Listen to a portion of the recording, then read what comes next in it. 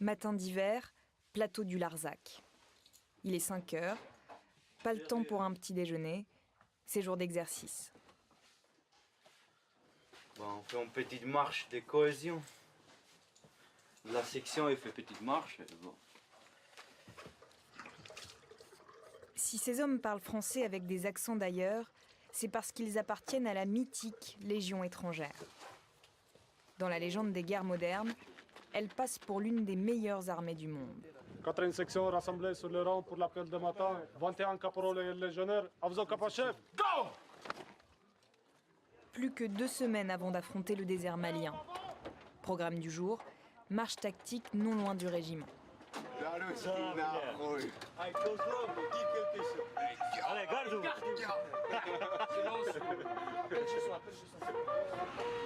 Ces hommes viennent du monde entier pour servir la France, cette patrie qui n'est pas la leur. En échange d'une nouvelle vie, ils se convertissent à la Légion étrangère. Pour créer un bloc homogène et solidaire avec 140 nationalités différentes, une discipline d'acier s'impose. C'est bon, mon instant complet. On est parti pour une marche de vingtaine de kilomètres, avec 400 mètres de dénivelé. Direction, c'est la cavalerie, sud-est, formation une colonne. Le légionnaire Maxime est belge. On le surnomme le petit frère parce qu'il est le plus jeune de la compagnie. Depuis qu'il est enfant, son rêve est d'intégrer la Légion étrangère. Il s'est engagé à l'âge minimum requis, avec l'autorisation de ses parents. Et dès que j'ai eu 17 ans et demi, le 6 février, direction Paris, engagé à Paris, une semaine à Paris, puis au Bagne. Et puis voilà, c'est parti, quoi. On a de mon âge qui s'engage, mais après, il ne reste pas. Il demande à partir civil. Avant la Légion, Maxime perpétuait la tradition familiale chez les compagnons du Tour de France. Il était apprenti charpentier. Ouais, moi, mon père, il voulait aussi que je reste chez les compagnons, parce qu'il est compagnon aussi, donc ça lui faisait super plaisir. Mais après, voilà, comme il m'a dit, de toute façon, je ne vais pas t'empêcher de faire ce que tu veux. Et si tu veux y aller, eh ben vas-y, mais vas-y à fond, quoi. Mais quand il m'a déposé à Paris, il m'a quand même dit, oui, si tu veux faire demi-tour, c'est bon, tu peux rentrer à la maison, quoi. Et je dis non, non. Et voilà, maintenant, il est super fier, il est content, quoi.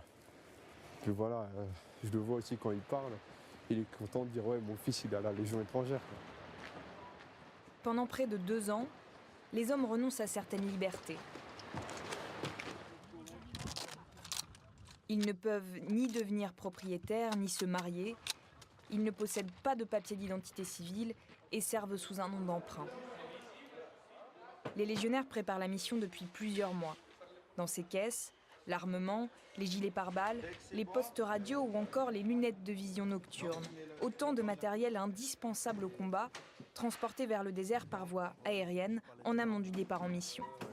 Le sergent Giacomo est italien, 10 ans de Légion, 2 tours en Afghanistan. C'est la première fois qu'il se rend au Mali. Le but, c'est partir en opération. C'est pas rester au quartier. Ouais. C'est pour combattre le terrorisme, bien sûr. Pour pas que ça arrive ici, en France ou en Europe. Ça le but. Pas très loquace, l'Italien n'est pas habitué aux caméras. Vous n'avez pas très envie de me parler, non? Non, il y a beaucoup de travail. Ouais. Allez, cassez rien. De l'autre et de l'autre. Perron.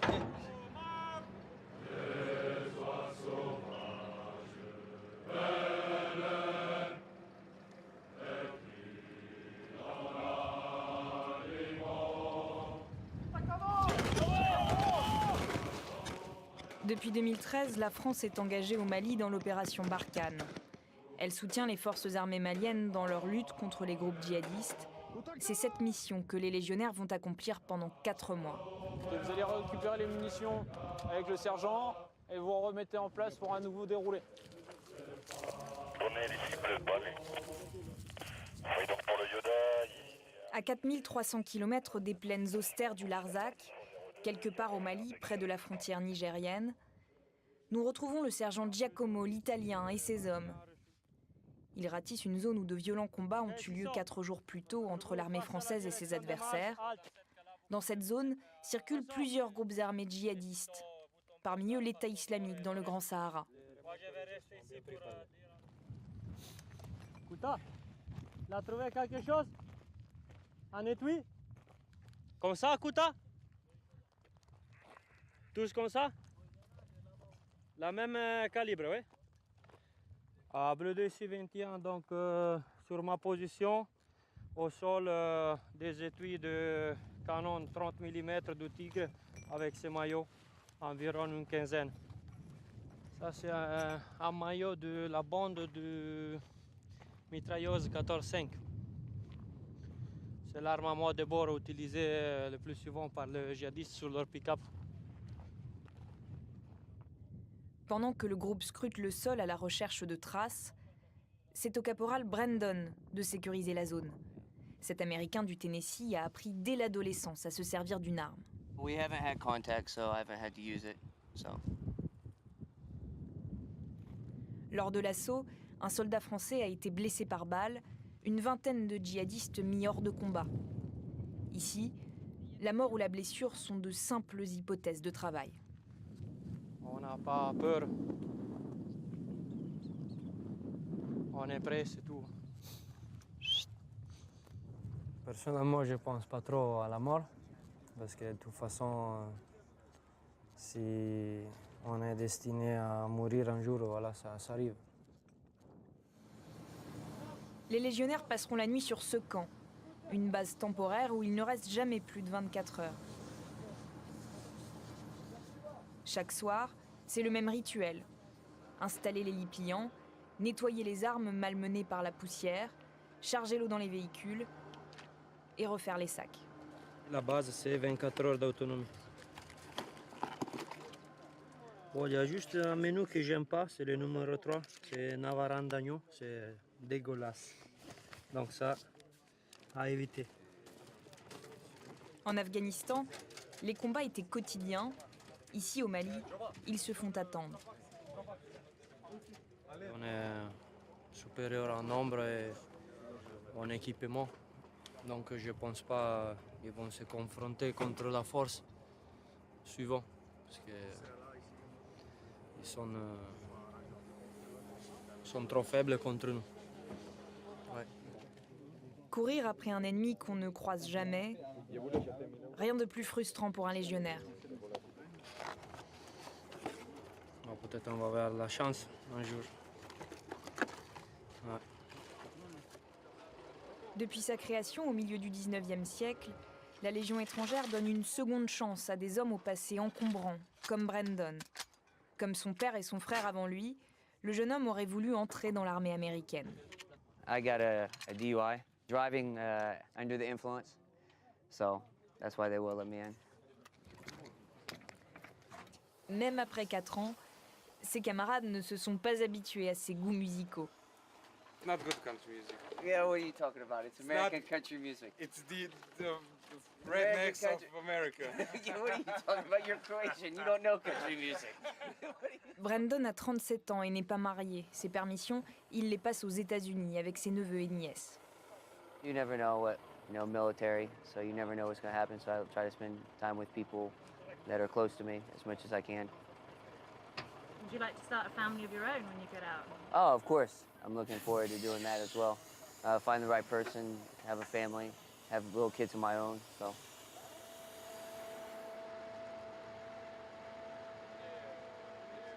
Une journée de plus dans le désert. Les hommes de Giacomo s'apprêtent à partir en patrouille. Encore. Dans l'un des vieux véhicules blindés de l'armée française, le sergent surveille l'itinéraire. Toujours la hantise des pièges et des mines artisanales, la première cause de mortalité pour les soldats français. Les véhicules évitent les routes et coupent à travers le désert. Alors ça secoue. Sous l'acier brûlant du véhicule blindé, plus la journée avance, plus la température monte, jusqu'à 50 degrés. Dès que je rentre en France, les premières choses que je vais faire, c'est prendre une bonne douche. Au week-end, je vais sortir, je vais manger un bon plat de sushi avec un coca fraîche. Des fruits. Je vais regarder quelques films. Я premier week-end, je sors. Bien sûr, je vais sortir quelque part. Montpellier peut-être. Je vais à la mer. Voilà, c'est ça qu'est-ce que je fais. Débarqué. Aujourd'hui, La mission des légionnaires est d'inspecter un sous-bois où aucun soldat français n'est passé avant eux. Ils arrêtent chaque personne qu'ils croisent pour recueillir des renseignements. Il y a un civil qui vient d'annoncer qu'il y a 3 motos qui viennent tailler la route vers le sud. Allez, 23. Some of the people are very helpful, the civilians, because they want to get rid of the terrorists. And so, or they could be working for them and getting paid to say, hey, we went this way, and they went the other way. So hopefully it's true that he's telling us the real information. So,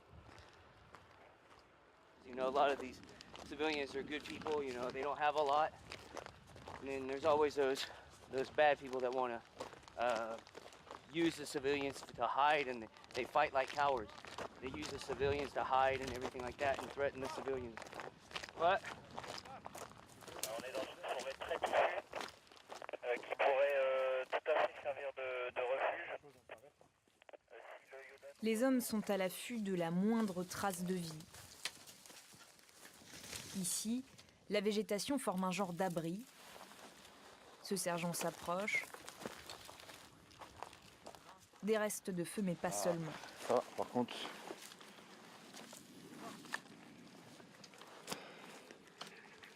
Qu'est-ce que c'est? Les papiers écrits en arabe. Bleu 4 ici, Makoskar, donc je suis tombé sur un genre de campement avec des restes de feu et des papiers déchirés marqués en arabe dessus parlé. Mike India, Makoskar suivi. La zone on voit c'est couvert comme ça quand l'avion est en train de passer, il n'y a personne qui voit. Et en plus on est juste à l'oued là, juste à la fin de l'oued là, ils voient tout ce qui passe. Et eux ils sont cachés et nous on passe, on les voit pas. Bien caché là. Des photos des documents sont envoyées à un traducteur. Il s'agit de sourates et de données GPS. C'est un vrai jeu de puzzle. Hein. Pas encore. Cette fois encore, des indices, mais un ennemi toujours invisible.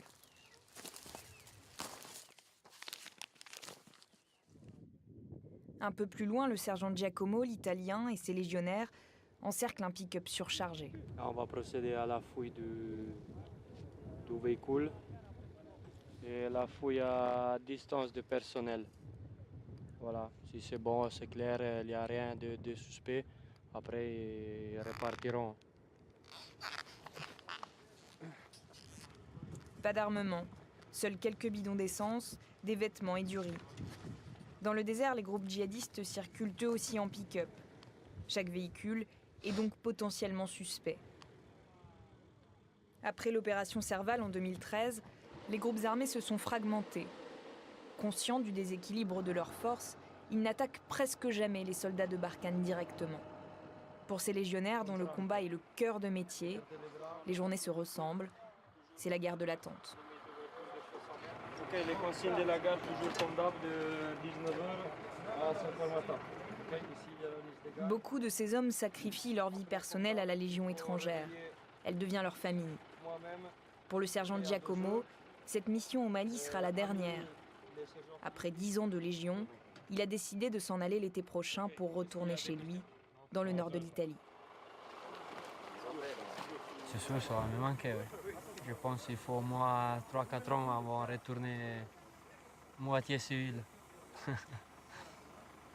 Qu'est-ce qu'on peut faire quand on a vécu ça? Après. Comme boulot bah, on peut faire tout.